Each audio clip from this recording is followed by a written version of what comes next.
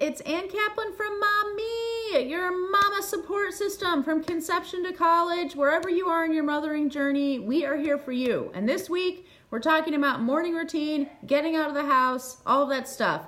And Wednesday, it's my baby mama day. I'm talking to you guys about what do we need to do to get out of a house with a newborn baby, or just a baby in general. It doesn't have to be a newborn. Getting out of the house with a baby, it's scary the first time. I know the mamas in this group who have older kids can remember how hard it was in the beginning to get out of the house and how much stuff you felt like you had to bring with you, like every single thing, like you were preparing for a nuclear holocaust every time you went to your car with your baby, right?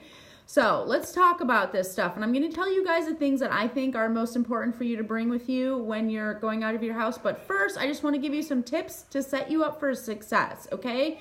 My first tip to you guys when it comes to going out with a baby is feed first, feed often, okay? Feed your baby right before you leave. So your baby's got a full tummy. If your baby likes to burp, burp your baby and stuff like that, because that way your baby's gonna tolerate a car ride if you're going in a car or whatever kind of transportation or travel you're using much better. So feed first, feed often. That means be open to having to feed your baby while you're out, right before you come home. Maybe even stopping the car at some point if your baby's getting fussy and asking like it has to eat, pulling your car over and feeding that baby in the car. And I know for breastfeeding moms, sometimes it's scary at first. It feels a little bit awkward the first time that you breastfeed in public sometimes, but you got to get over that hurdle. So get your breastfeeding down really well at home, and once you feel like you can rock it, go outside and nurse. Nurse in your front yard or your backyard at first if the weather allows for it. Like go places little by little where you feel comfortable nursing in public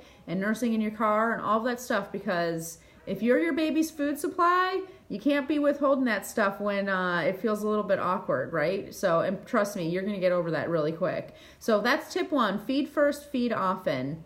And then my second tip to you guys is quit while you're ahead. What do I mean by that? Like, before we have kids, we're trying to do tons of errands. Like we're like, you know what? In this morning, I'm going to go to the grocery store. I'm going to stop by the post office. I'm going to go shopping. I'm going to return something, and I might stop and have a coffee with a friend. That is like 10 times as many things that you should be trying to do in one day, okay? So quit while you're ahead means if you finished your first task or your second task and baby's still in a good mood, don't press your luck. Go home while the getting's still good, because if you keep staying out longer and longer and longer, your baby's going to get tired and cranky and hungry and probably poop in its pants, and all of a sudden this amazing perfect situation is going to go down in a blaze of glory, and you're going to be driving home with a screaming baby in your backseat. So quit while you're ahead. Third tip, keep it loose, okay, you guys? Especially if you still have a newborn baby, if it's in those first couple of weeks, like you need to give yourself permission to say, I'm on maternity leave. Whether you're actually on maternity leave from an outside of your home job or you're just on a maternity leave from like living a normal adult life, you're on maternity leave when you have that new baby. And that means like you don't have to have a schedule. You don't have to have a morning routine. You don't have to have that stuff figured out yet. Keep it loose, okay? Be open to stopping to nurse. Leave yourself plenty of time. I would say the earliest in the morning that is advisable to schedule anything is 10 a.m. And that still requires you to start getting ready around 8. So keep it loose. Give yourself plenty of time. Just give yourself permission to say, I'm on maternity leave. I'm doing the best that I can. You know what? 3 years ago, I had my fourth baby, okay? And I had a play date planned with a girlfriend, and I showed up almost an entire hour late to that play date because I got too full of myself. I got too high on my own horse and said, fourth time, I know how to get out of the house with a baby, no big deal. And it took me way longer than I thought, because guess what? Just because I've done it before doesn't mean it takes any less time, okay? Getting out of the house with a baby takes a lot of time. So keep it loose, give yourself time, and give yourself permission to say, I'm on maternity leave. I don't have a routine yet. I just got to go with the flow, and that's okay. And the last tip I want to give you guys is just tips on what to bring with you, okay? When you leave the house, it seems like you need a ton of stuff. You really don't need that much stuff. It just seems like you do. And I'll tell you, with each subsequent child I've had, I brought less and less stuff with me to the point where I really just carry a big purse with a diaper in it. But I know you guys probably aren't there yet. So my tip to you right now is bring a baby carrier, a baby wrap. Like my preference is a Moby wrap for a new baby or an Ergo carrier for a larger baby. Bring a carrier. It's so much better for your back and so much less of a pain in the butt than schlepping around that car seat.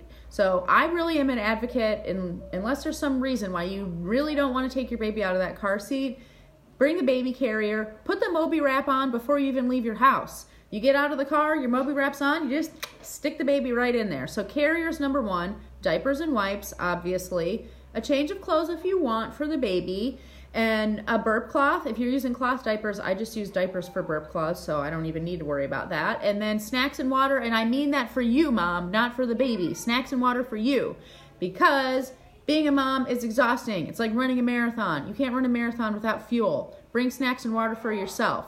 All the other stuff that people think they need to bring, like the little pad that you roll out to lay your baby on, or like all these different things with socks and hats and all this stuff, you don't need any of that stuff, okay? Especially if you're carrying your baby in the Moby wrap. You just wrap that baby up and then you put your coat on over it.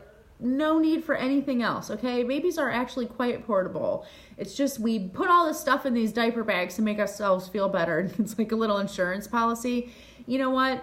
Even no matter how prepared you're going to be, this is my last tip for you guys. No matter how prepared you are, there will be some time, something happens that completely you are unprepared for. Your baby craps all over the place and all the clothes you brought are destroyed. Your baby barfs everywhere. You forgot the pacifier, whatever. So don't think that the key to you being able to get out of the house and venture off on your own with a newborn is the stuff that you have in your bag. What's really the key for you getting out of your house with your newborn is bravery and self-confidence. And whatever happens with you and your baby, you can rise to that occasion. And getting out of your house when you have a newborn is so important, because otherwise you'll go crazy and start stabbing everybody.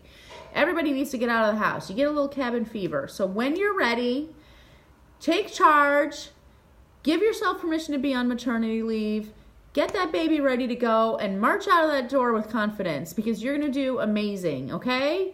I love you guys. Newborn babies, they're scary, but they're not going to defeat you. You can do this. You can go to the mall and get a Starbucks. I believe in you guys. All right, everybody. I hope that's helpful for you. Tune in tomorrow. I'm going to be talking about all of the tips to make your morning routine hum and get yourselves running like that little engine that could. Little life hacks that are going to help you guys take it from just a concept to actual implementation. Have a great week. I'll talk to you tomorrow. Bye.